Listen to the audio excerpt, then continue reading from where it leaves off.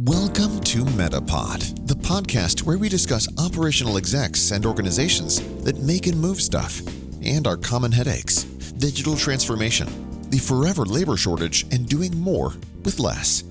And now, the host of MetaPod, Ron Crabtree. It's Ron Crabtree here with another episode of MetaPod.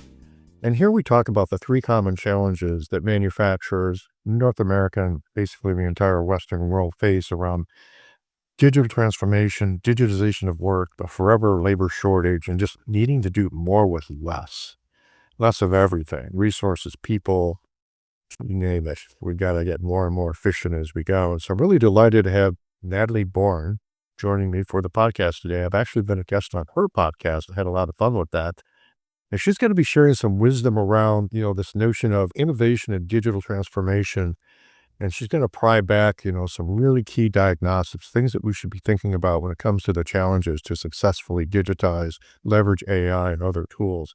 And this podcast is really for you if, you're a manufacturing leader, you need to navigate the complexities of digital transformation. You want to strengthen your cybersecurity posture, which I find pretty interesting. I just got asked to come up with a cybersecurity coverage for one of our customers, and that led to a whole bunch of questions.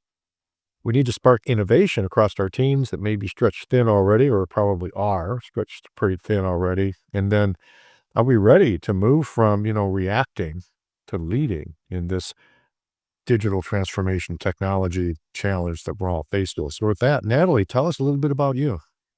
Well, thanks for having me, Ron. I'm so excited to be here with your audience today. I'm Natalie Born. My background is in product development. So I got started kind of early in my career looking at, how to build products from the ground up. A lot there around not only the innovation side of things, but then the what's the risk, right, side of what we're building, how we're building it, and who we're releasing it to. So excited to be with you today as we explore a little bit deeper into the topic of innovation, especially in the space of manufacturing. It's pretty hot things going on right now that excited to talk about. I'm looking forward to it. So Natalie, let's start with, your diagnostics. Like, what are three key things we should be looking at? Why are we looking at them? How do we measure that? We'd like to equip our audience that may not be familiar with the challenges of what are the questions you should ask? How do we gauge if we have a burning platform to do anything different? What would you offer as those key three areas you'd want to look at? Yeah, so there are really three areas that I'm talking to a lot of leaders about right now. The first area is, and of course, if we're not talking about AI, what are we doing? So there's a lot of conversation not only around AI, but specifically how to leverage it into the workforce. A lot of people are seeing it as an either or, but it's really a yes and. So love to dive in and talk about that a little bit more. The other thing that is really hot topic in the spaces that I'm in right now is the idea of reinvention over incremental improvements. And so I think we can dig in and talk about, how while some people are modernizing their processes, other people are reinventing them completely. And so which one should you be thinking about? What space should you be in as you kind of traverse that landscape? And then really kind of if you think about cross industry convergence is happening in a big way right now. And so before, right, your ecosystem was in whatever you were in. So if you were in the manufacturing ecosystem, that was your ecosystem. And if you're over here in, you know, demolition or construction or go down the list, right, of all the different things. And so now we're seeing this cross convergence where people in one industry are actually picking up information from another industry and cross-pollinating, if you will. And so we can talk about what that means for innovation in the future of the work that we do. Good. Let's peel those back a little bit now.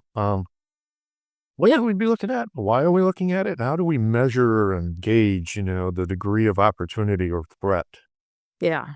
So let's talk about AI. I mean, I think there's been a lot of conversation around, every end of the spectrum when we think about AI. On one end, we have, I don't trust AI, so I'm not going to use it, and eventually it's going to take my job, and I'm fearful of that. To the other side of things, where people are seeing the idea of human and machine workflows being redesigned together, kind of as one seamless process where the human is the one that actually is translating some of the things that the machine is doing, but the machine now has agency to really run the job that the human used to run. And we see that even being true in the space of manufacturing for sure. And so I think that what we have to realize is that, this is, as we look at, let's go back to the 90s when we started getting the internet. Like, this is the big innovation of our time. And so, you know, the value when we think about it, right? And I think now I was just watching an ad yesterday where you can buy your own robot for $20,000 and it'll walk around your house and fold your laundry and you can actually schedule it to do tasks that you don't want to do. And I think that is true and that's real for what's coming. But when we think about the workflow, right, and decision rights and the processes that take place, especially in manufacturing, a lot of what we're now asking is when you're redesigning these workflows, who gets the decisioning rights? I mean, this is a really important conversation we're having in the AI space around, does the AI get to decide? Does the human that's running the AI get to decide? And then what are the kind of the implications, if you will, of AI getting to make decisions about whether or not they stop the line, whether or not they, decide kind of in flight to modify something. These are all things that have been human decisions before that are now becoming more and more automated. And there are direct downstream impacts of that automation, and it's things that we need to be thinking about. So scheduling, materials planning, downtime prevention, quality control. These are now all conversations that we're facing head on with AI in mind.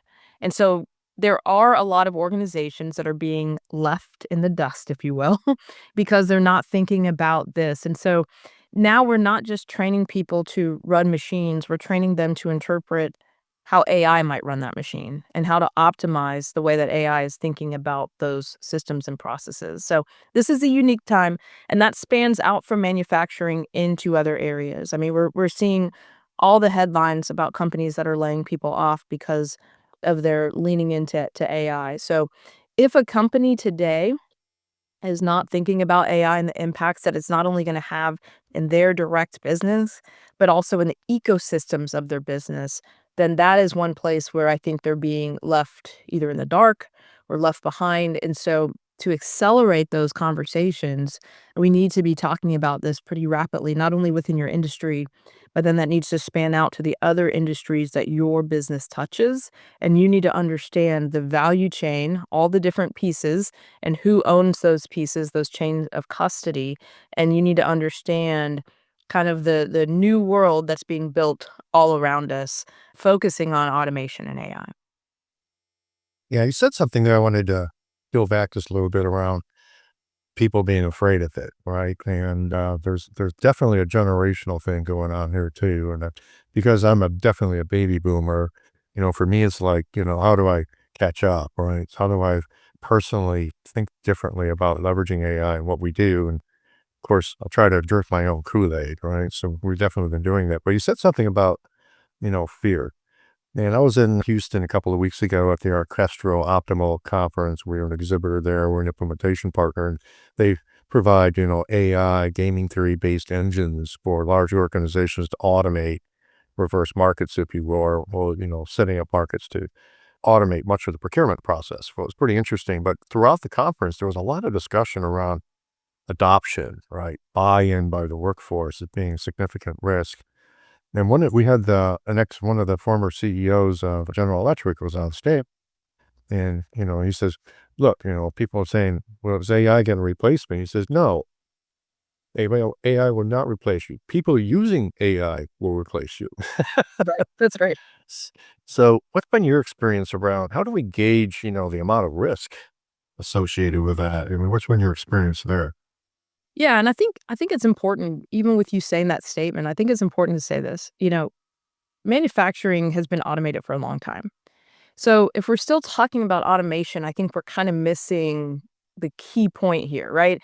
It's not just about automation. It's about autonomous decision making, right? Which is what's happening with AI. And it's a big difference from automation. So it's shifting from automating processes, automating things that a robot or machine would do in manufacturing. It's now moving to scheduling, quality detection, predictive maintenance, material optimization, like energy load balancing. There's all these pieces now that are shifting and changing as we think about AI. So AI is actually now it's man and computer together. It's not man pressing a button and then the machine line starts up and then all those junctions are automated. It's really the work of the bigger picture, right? So a lot of organizations, if we're still thinking automation, we're actually being left behind because, most organizations are not thinking in that way. And this is a good point, I think, to thread in a little bit of cybersecurity conversation. I've worked with the institute in the cybersecurity space, and a lot of what they've talked about is that because of even where we buy our manufacturing parts, we've actually opened the US up to being hacked by those very parts that we're putting into our manufacturing systems. And so now we're having to say AI should also be detecting if it's under attack and alerting somebody of what that attack is, where it's coming from, because that's the power of AI that we don't necessarily get just through automation itself. That's pretty cool. So in the notes, you have something here I want to ask you to come back to and peel back a little bit around. How does our leadership team model curiosity? I'd like to talk about that a bit more because we need to be engaging as leaders. How well are we doing that? And is that a threat or an opportunity to us? Yeah.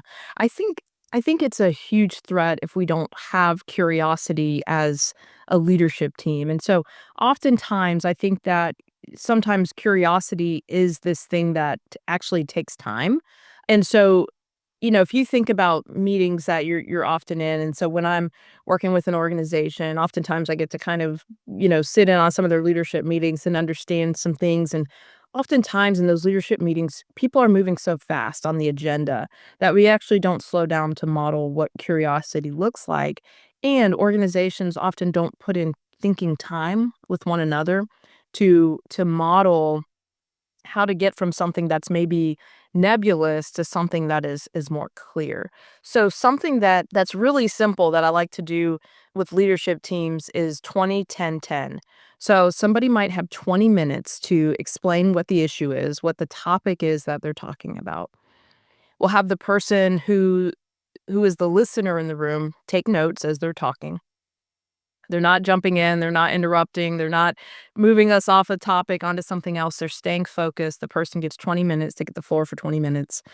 We give a 10 minutes of silence for them just to gather their thoughts, write their notes, ask their questions, and then 10 minutes of throwing those questions out, grouping like questions together, and then diving deeper on that topic. And so where before it's 20 minutes, you run through your topic, maybe people have questions, maybe they don't, maybe they're not engaged enough to care, and then you've moved on to the next topic. We insert this additional 10 minutes of thinking time and 10 minutes of question time where we actually look at, does this need to be a bigger topic that we draw out and spend more time on, or do we feel like we've hit the highlights and we can now move on? And so oftentimes curiosity comes with the ability to actually have space and time. There's another piece of curiosity where we always talk about psychological safety, the ability to make sure Right. that you can ask that question in the room, and we talk about that a lot in innovation. But if we have psychological safety, or at least some semblance of it, then the next thing is, do we actually carve out the space and time for people to ask the right questions and then drill down to the right answers? Okay. So I want to circle back and talk a little bit more about cybersecurity and assessing the risk toward the organization. We didn't spend enough time on that, I don't think, because I was just recently asked by one of our customers. They're looking for $2 million of cybersecurity insurance. I said, so where do I even start? Right. And I looked at the application from the insurance company about all the things they're going to consider and what they're going to charge me for cybersecurity insurance. And that kind of opened up my mind for, okay, there is a whole bunch of pieces here, right? There's internal to me as a company, and then there's the external me to my customers, right? And what I'm exposing them to. I wonder if you could peel that back just a little more in terms of what are we looking for? How do we uncover and ask the right questions to determine if we have a good understanding of our cybersecurity risks and things we should be doing? Yeah, this is Beyond the parts that we're buying. Yeah, so One of the things I do as a consultant is I really do focus more big picture on the person's end-to-end business, but there are always 2 areas where I get blank stares, and it's in AI oftentimes, and then it's in cybersecurity. And so when you have a conversation about what is your cybersecurity posture, it a couple things happen. Either that's, Bob's problem and it's with Bob, but we as a leadership team really don't know, or maybe it's not even a true focus within the organization. But now as we've seen in the headlines and all the things that have happened, we've seen that it's not a matter of if, but when. And unfortunately, a lot of people talk about, well, I'm not big enough or well known enough to come under attack, and that is unfortunately just not true anymore, right? We see that there are hackers, attackers, and bad actors out there all the time looking for places and positions into organizations. So what we're actually looking at is, you do have your own internal systems, but, if you've looked in the news recently, what have you always heard, like, the last couple times there's been an attack, especially governmentally? It's like, "Oh, they had a, consultant or a whatever, a vendor that was tied up to their system, so they didn't get in through the governmental people, they got in through the random appendage over here that was a part of this system, and they found a vulnerability and a weakness there, and then they came in and attacked." So part of what you're looking at with your cybersecurity, I mean, this is something that should be at least a quarterly review from the leadership team where you're asking hard questions, talking about it, diving into the details. And when you're building out your ecosystem, it's not just what are we doing internally within our organization, it's what are the risks of all the other outside people that are now attached to our ecosystem that could actually create the havoc or harm. It's even what we were talking about earlier with where do we buy certain parts for our manufacturing systems from? And are we buying those parts from a place that means us harm and could potentially be using those tools as a way to monitor the systems itself? And so I think there's a lot more questions that we have to ask ourselves of the impact. We have to kind of do a 360 analysis of those different areas, including vendors, and ask ourselves hard questions about, what happens? Are these high value targets that this vendor has access to? And then what could be the potential impact to our business if they get hacked? Not even if the company itself get hacked, but what if a vendor gets hacked? What do others get access to? And we have to know those things now. We can't just ignore them or hope that everything's okay. It's a real risk that we have to dig into. Okay. So trying to keep up with you here because this is like a flood of really good information. So we talked a little bit around, cybersecurity as a strategic imperative, did a good job of putting a bow on that. You talked about, the innovation readiness and our culture and our curiosity. What else should we be looking at? I think there's a third area you would advocate we take a hard look at. Yeah. So, yeah, we talked about innovation, we talked about kind of cyber, but I would say another area that we need to look at, and I touched on this a little bit, but it's we need to better understand our ecosystems. So let's zoom out and think about this for a second. The success of an organization in this new future that's being built, whether we want it or not, right? With AI and all these other components, the ecosystem piece really matters. And when I say ecosystem, what I mean is you have your organization and then you have all the parts that are connected to that organization that make your organization run. So what we talk about is cross-industry convergence and kind of ecosystems at play when we think about how do we collaborate across other industries, other ecosystems, and create goodness. So this is what I loved about what I did in product development. A lot of times when I was in product development, we were very focused on our industry. What is our industry doing? What is our industry saying? And so a lot of my job, or what I saw as my job, was to traverse into other industries and learn what they were doing and understand are there pieces or parts of what they're doing that can come back into our ecosystem, make us stronger, faster, or better than the people in our industry. If you're only talking to the people in your industry, you're only getting one vantage point around how to do innovation, AI, whatever your kind of mainstay is. When you traverse into other industries, what it does is everyone's trying to solve a kind of the same problem, but from a different angle in different industries. So you can actually bring back, for example, I worked at one point in the automotive industry, sometimes 10 years behind everybody else.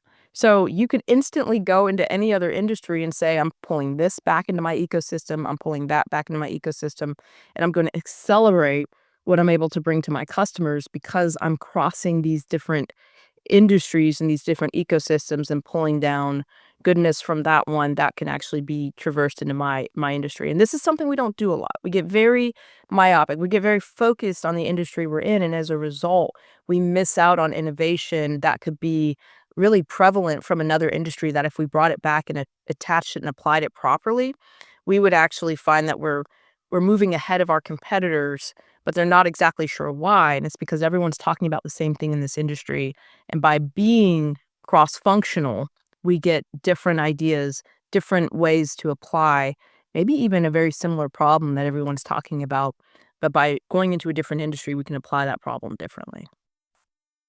Yeah, I agree and resonate with that. And I want to see if you would agree on another assertion. I was talking with a supply chain executive and said he'd been going to, events around, digitization and supply chain. And he made an observation. He says, what's interesting is, you go to these events and you got all these organizations there trying to sell their wares. He says, but the reality is things are moving very quickly and that half of those organizations won't exist in 2 years because the innovation is moving so quickly. So the message that I was hearing, I want to see if this resonates, is that back to that curiosity thing. What else is going on out there? Because one of the things David said is if you start to hear about it, it's already at maturity or even decline, right? For the true innovation opportunity. What would be your guidance there in terms of that challenge? Yeah, I think you're exactly right. If you're already hearing about what the innovation is, it's kind of like the stock market, right? Once the news starts telling you what stocks are going up, that's the worst time to buy that stock. You've already kind of passed the moment. But I think that, when you think about innovation, when you think about, how do you stay at the kind of the cutting edge? I mean, you would be surprised at the number of cutting edge companies that would actually be willing to take their knowledge, their team, and brainstorm with you if you pick up the phone and ask. And so one of the cool things that, I've had the opportunity to do in the area of helping design new ecosystems, think about AI, is I've partnered with some of the team from Amazon on some thought leadership stuff around AI, some thought leadership stuff around how to think about AI and automation. And so sometimes when you're thinking about how to solve your hardest problems, bring in the people that have been working on it before it was even hitting the news cycle. I think that's the wise thing to do, is to make sure that you're finding people that are thinking ahead.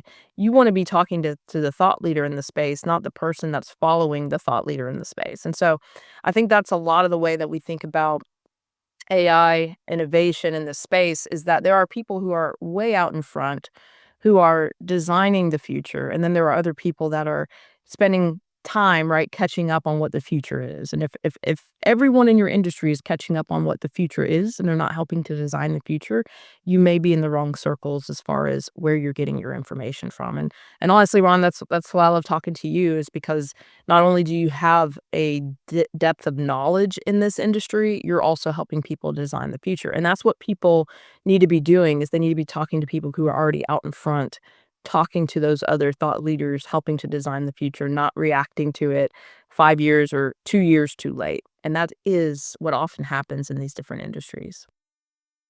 Okay. So I want to ask you to circle back now and talk more about this digital transformation execution part of the diagnostic and talk a little bit more about why do we tend to fail, right? And why it matters. Yeah. Well, when we think about digital transformation, and Ron, you were on my podcast talking about the fact that a high percentage, right, call it 70 or 80% of digital transformations do fail. There are many different reasons for that.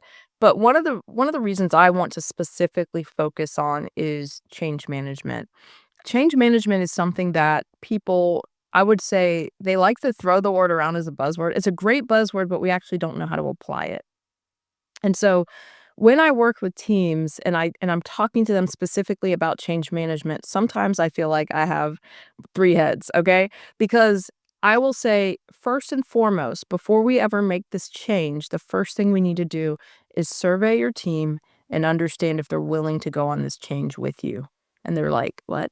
Well, we have we might have a skill challenge or a will challenge, and we need to know what that is up front because those challenges are solved differently.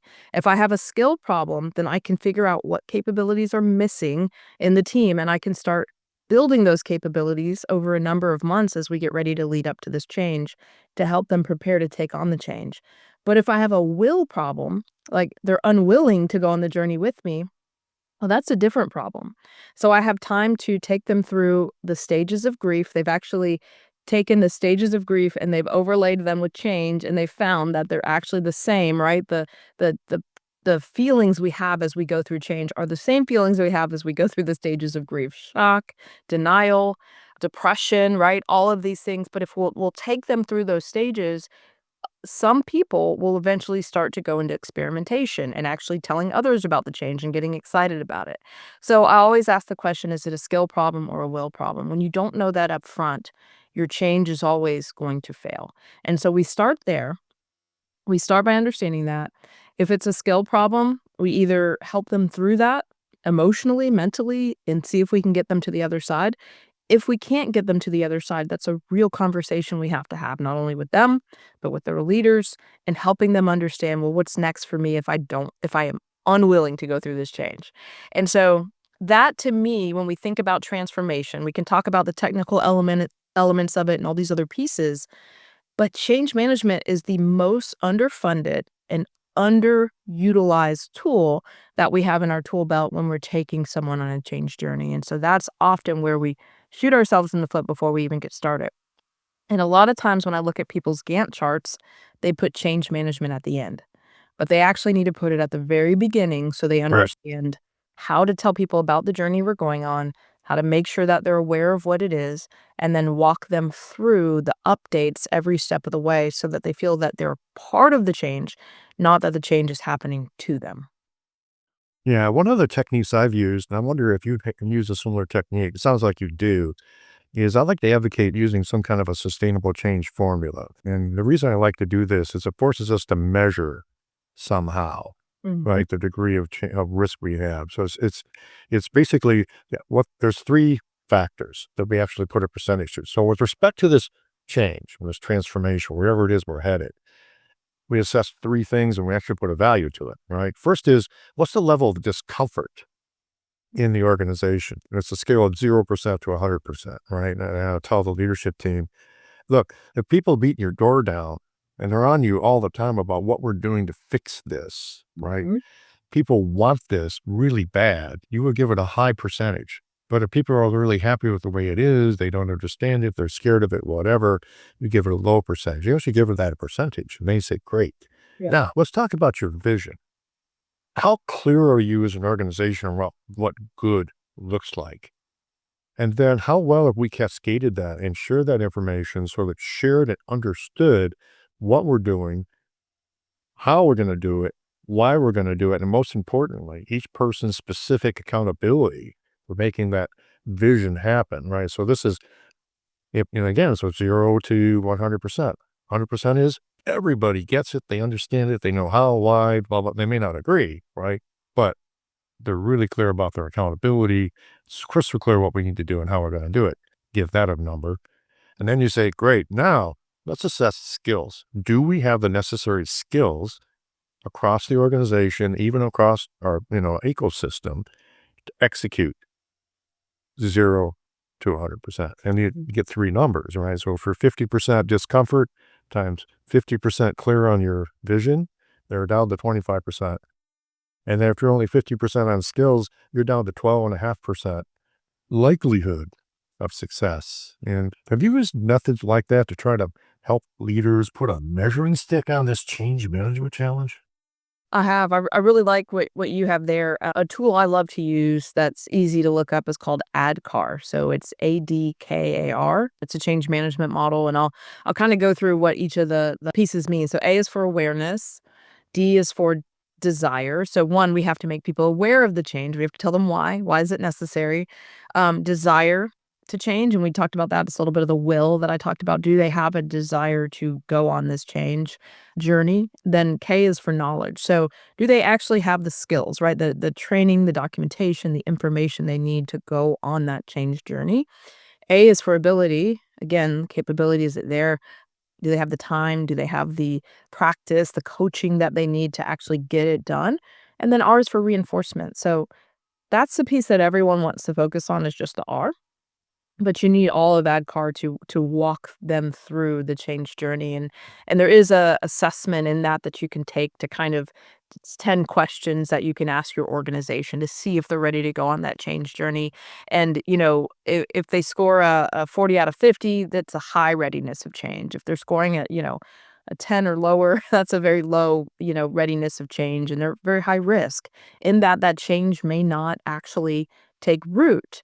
And it's interesting because I worked at an organization, back in the day that was very bottom up. It was not a top down organization. So if the bottom did not believe in the change and if they did not agree with the change, they would just stall it out. And I remember I was helping to stand up a portfolio management office, or a PMO, and I walked into a room and this lady basically said, "I've been here 20 years. I will outlast you. I will outlive you," which she was right, because I didn't end up staying there 20 years, right? But she did. She's probably still there now. She'll be the last one to turn the lights off. But she understood the power that the people had in that organization, and that if they weren't ready to go on that change journey, that they weren't going to take the change journey. And so I did the only smart thing that you should do if that happens. I asked her to join me to see if she would actually help me with the change, because I knew if I didn't, I'd be going head to head to her with her the whole entire time. And so that was the only way to actually get her to get on board with the change, was to ask her to help me with the change, because she'd been there, she'd seen a lot of change. She didn't know why this time was gonna be any different than the last time. And so that scorecard actually helps us to know if the teams that we're trying to get that change into, if they're actually going to be able to take that journey with us, or if we're gonna be pulling teeth the entire way. Natalie, that was fantastic. And that's the single best, Cliff Notes definition of ADKAR I've ever heard. So I really like that. And I didn't understand until now that it does force you to kind of measure those things in some fashion and as part of that assessment. So let's pivot now. Let's pivot now to the advice, right? Let's pretend the audience heard this and they're going, yep, we got a problem, right? Houston, we have a problem, whatever. So what's your sage advice that, you can't easily Google the answers to this. What do you do? And I know you covered some of that along the way, right? But let's circle back now. Here are the key things that you would advocate that we need to go do so that we don't fall victim to or become, overly exposed to risks and what have you. Yeah, I mean, let's zoom out and think about this for a second. So, most leadership teams in some form or fashion get together annually and they look at their strategy for the year. They look at where they're headed, why are they headed in that direction, and is this still the right direction to go? Even if they have let's call it a 3 to 5 year strategy, they're typically getting together, annually, and they're looking at that. My advice and my recommendation is that if it's not in there, you specifically add your innovation posture to that time that you guys review together. You add your AI posture and then your cybersecurity posture. These are core conversations that if you guys are not having, not only annually, but then I would add quarterly at least as an executive team, other organizations, other industries, other companies are lapping you in this area.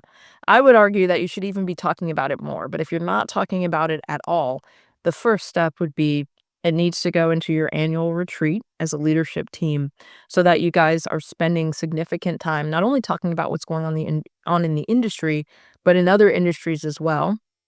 You're looking at that and looking at the models and the ecosystems you've built and asking, how does this come back into our ecosystem? How do we bring this back in and actually make it usable and livable for what we're doing and where we're trying to go? But then the cybersecurity piece, which is the piece people always want to either leave for last or not talk about, or talk about very little, that needs to be spent significant time on, and even asking, what's going on with others in our industry? Who's been hacked in our industry? Let's talk about what happened. Let's break down and look at the anatomy of how they were hacked. How did it happen? Why did it happen? What can we do differently to ensure that we don't end up in the same position? And so, while not all these topics are fun and exciting, they're critical for the success and survivability of every single business. And so these are topics that I'm always asking leadership teams to add to their agenda to ensure that they're successful for the long haul. You just made me think of something that I wanted to ask your opinion of, and maybe you've even tried this idea, is saying, you know what, let's task a team to design how they would hack us, right? Let's task a team for how they would blow us up, right, from a cybersecurity perspective, and actually reverse engineer that. Have you advocated that kind of an approach? Well, I have. It's interesting. I did a talk, gosh, it had to be last year in Charlotte with a group, and we were talking about, I was basically going through kind of cybersecurity and innovation topics. And one of the things that I talked about, I work with a lot of hotels, and one of the things we were talking about is how one of the hotels did a hotel key hack. Have you ever heard about this? no. Okay, so whether or not you know it, everyone is going to now take every single hotel key home with them because after hearing this story. So essentially, what they did was they sent some white hat hackers. Right, we know black hat are the bad hackers, white hat are the good hackers. They sent some good hackers right into the hotel, and they said, "We want you to figure out how to hack our key system." And it was a brand new system they had just put in. Basically, it says that the hackers in minutes were able to get into 3 million doors. How did they do it? Couple of ways. Did you know when you drop your hotel key off at, one of those big buckets, that anyone else can just put their hand in it and grab a key out, and now the hacker has a key. So, essentially, the hacker put their hand in one of those buckets, they grabbed 2 keys. The first one they used to actually rewrite the entire card. It was a $300 RFID reader that they got, okay? So, with $300, they were able to rewrite the first card, and then they were able to rewrite the second card. So they would tap on the door with the first card, it rewrote the whole module, and then with the second card, they were able to tap their way in. Now, here's what's true, right? Hotels should not be there should not be a place where cards are just left out freely, but it's very common at almost every hotel you go to. You just throw it in the bucket and leave, or you throw it in the thing that's unmanned and you leave. But this is actually a breeding ground for people to come in and hack, that particular system, that process. And so, to your point, what's really maybe non-obvious to most people who just live this day in, day out is really obvious to someone who's coming in to mean your organization harm. So what if you were to ask people, how would you do this? How fast can you do this? You'd actually be surprised what you find. Even the vulnerability of, you know, leaving your office open or just opening the door for someone who's coming in behind you, and then that person now has, access to files, to desks, to computers, to information, and nobody knows who this person is, but they're walking unescorted through your whole entire office. There's a ton of different ways to do this, but what we find is that when people will actually put their systems to the test, somebody is constantly breaking their system. And so it's something that it's better to find out through a white hat situation than a black hat situation. Awesome. What's next on your say advice list? What should we go do? Yeah, as I think about the space of innovation, it is so wide open. I mean, if you think about it, now more than ever, we have the opportunity to innovate far beyond what we ever thought was possible. Like I go back and I think about, even 5 years ago, right? We did not have Chat GPT. Now, if I'm in a room and I say, raise your hand if you have Chat GPT on your phone, 90% of the room raises their hand. So we actually have no excuse to not be thinking really, really innovatively in our businesses, in our companies, and helping people kind of get to the next level. I just want to say it again and again. I get so surprised when, we talk about AI and even just the simplicity of ChatGPT, which comparative to what's going on now, it is very simple. But most organizations don't have a clear AI plan for their business. So people are actually using AI but just not telling the business they're using it. And so because they're not directing their steps, they're directing themselves. And so policies and things like that may say, hey, we just have a zero tolerance. We're not using AI. We're still trying to figure it out. Your people are using it. They're just not telling you they're using it. So, these are the places where we need to press ahead. We need to co-create. We need to ask better questions. And we need to now move from sitting in a back seat, watching everything happen to moving to the front seat, being a thought leader, designing the future we want to see, and not allowing people to lap us because we're unwilling to dip our toe in the water with all that's going on with AI. Again, automation, ChatGPT, these are all things that are years ago now, right? Now it's like, what is the next cusp of what we're doing? And that's what people need to be thinking about, not how do we use something that's been out on the market now for a while. Okay. What's next up on the go do list? Yeah, so I want to encourage teams, organizations, CEOs to really think about what does innovation mean to their organization? What does that look like over the next 3 to 5 years? And what I'm seeing now is that breakthrough in many, many different industries is more possible now than ever because of the tools that we have at our fingertips. So instead of thinking about incremental innovation, right? Like how do we get 1, 2, 3, 4, 5% better? We want to look at how do we get 50% better? How do we get 100% better? We're not going to do that if we're not thinking about AI as part of our integral future, right? Of how we actually work, move, live, and do. And so this needs to be a topic, at least a full day topic, where you're asking leaders to go beyond, right? I love what Kat Cole talks about. She talks about the hot shot rule. So what if you were to get fired and a hot shot was to get put in your job? And they're a hot shot in the industry. They know a lot about AI automation. What if they were to come in and take your job? What would be the first 3 things that they would do that you haven't done? Those are the 3 things you need to go do right now. I love that advice. That's spot on.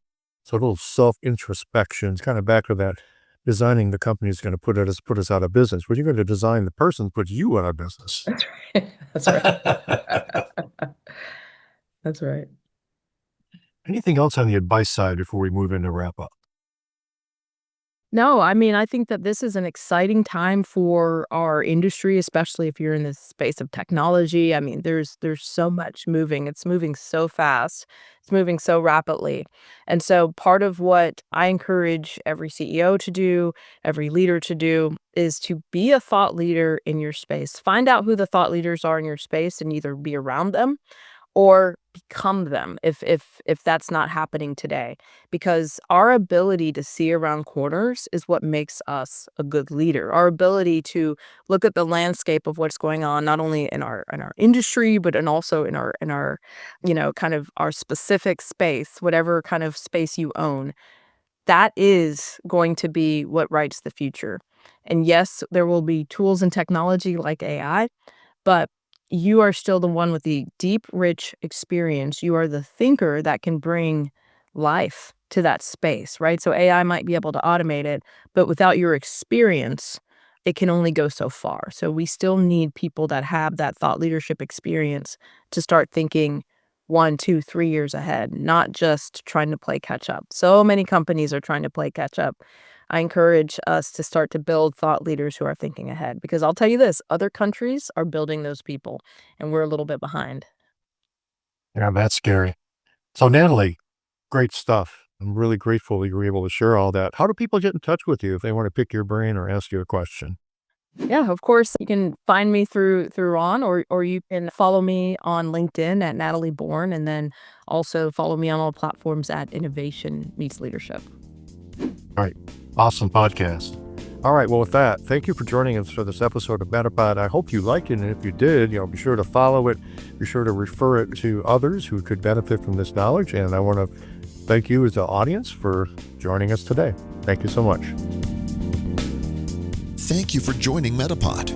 For requests on topics or to ask questions, you can connect with Ron Crabtree three ways: via email at metapod@metaexperts.com, via LinkedIn, or by calling him directly at 734-425-1455, extension 103.